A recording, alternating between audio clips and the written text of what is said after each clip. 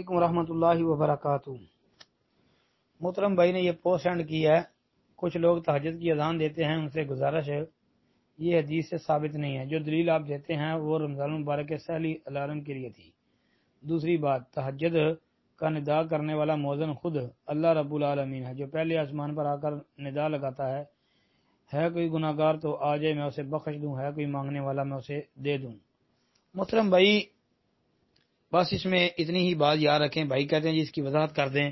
بھائی تہجد کی اذان قرآن و سنت سے ثابت نہیں ہے، تو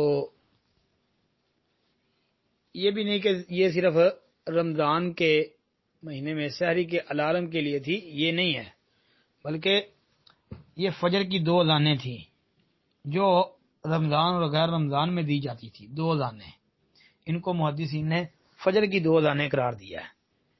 یعنی ایک بلال پہلے اذان دیتے تھے رضی اللہ تعالیٰ عنہ، ان کے بعد دوسری اذان عبداللہ ابن ام مختوم دیتے تھے۔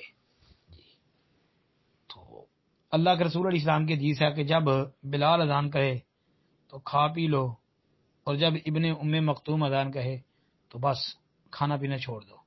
تو ان 2 اذانوں کے درمیان بھائی وقفہ بھی بہت تھوڑا ہوتا تھا، بہت تھوڑا۔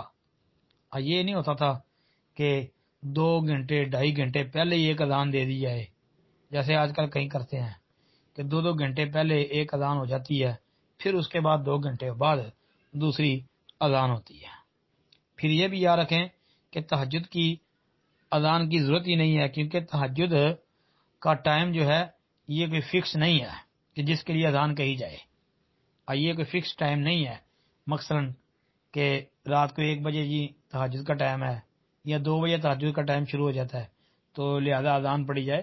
ہاں جی، یہ نہیں بھائی، ٹائم فکس نہیں ہے، بلکہ عشاء کی نماز سے فارغ ہو کے طلوع فجر تک پوری رات جب مرضی بندہ تہجد پڑھ سکتا ہے۔ السلام علیکم ورحمۃ اللہ۔